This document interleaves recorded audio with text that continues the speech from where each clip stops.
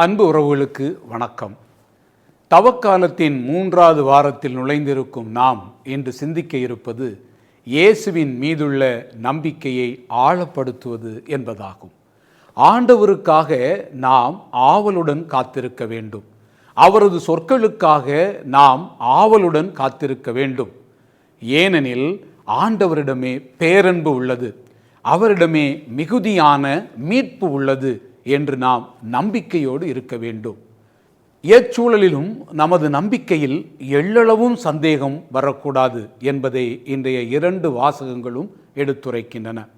2 அரசர்கள் 5ஆம் அதிகாரம் 1 முதல் 15 வரை உள்ள இறை வார்த்தைகளை வாசிக்கும் போது, சிரியா நாட்டு படைத்தலைவன் நாமான் தொழுநோய் என்னும் கொடிய நோயால் பாதிக்கப்பட்ட போது, நாமானின் வீட்டு வேலைக்கார சிறுமி எலிசா இறைவாக்கினரை சென்று பார்த்தால் நலமடைவீர் என்று நம்பிக்கை ஊட்டினார்.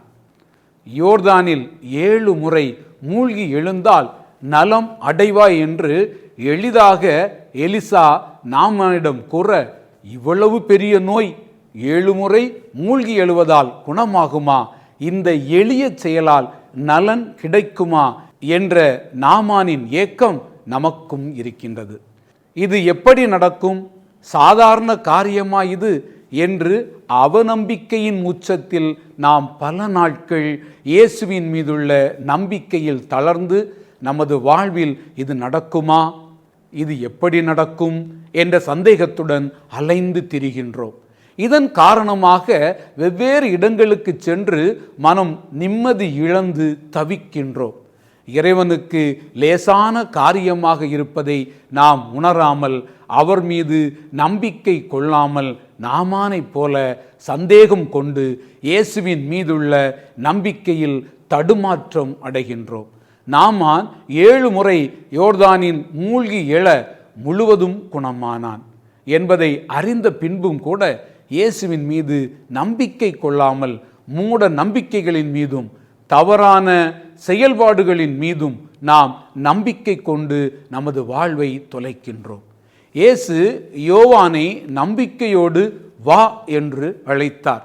நம்பிக்கையோடு கடலிலே நடந்து இறைவனின் கரம் பிடிக்க வேண்டும் என்ற ஆர்வத்தில் வந்த யோவானிடம் காணப்பட்ட சிறு தடுமாற்றம் அவரது நம்பிக்கையின்மையை நமக்கு உணர்த்துகின்றது.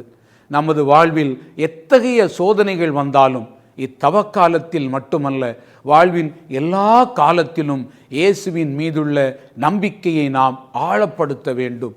இயேசு சொந்த ஊரில் புறக்கணிக்கப்பட்ட செய்தியை இன்றைய நற்செய்தி வாசகமான லூக்கா 4ஆம் அதிகாரம் 24 முதல் 30 வரையுள்ள இறை வார்த்தைகள் மூலம் அறியும் நாம், சில நேரங்களில் நமக்கும் இத்தகைய சூழல் வரும்போது நம்பிக்கை இழக்காமல் நாம் செய்யும் நல்ல செயல்களில் நிலையாக இருக்க வேண்டும்.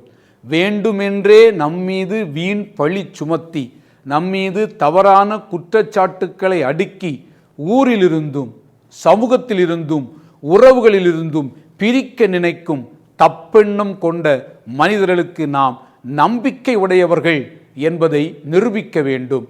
யூபிலி ஆண்டில் நம்பிக்கை ஏமாற்றம் தராது என்னும் மைய கருவில் பயணிக்கும் நாம் பிறருக்கு நம்பிக்கை கொடுக்கும் மனிதர்களாக மாற வேண்டும்.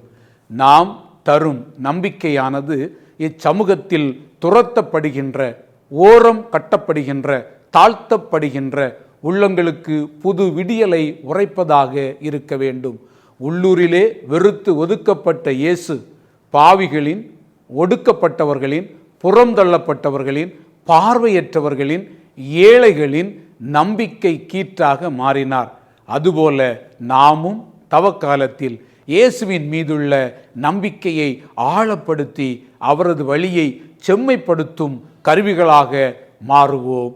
நன்றி.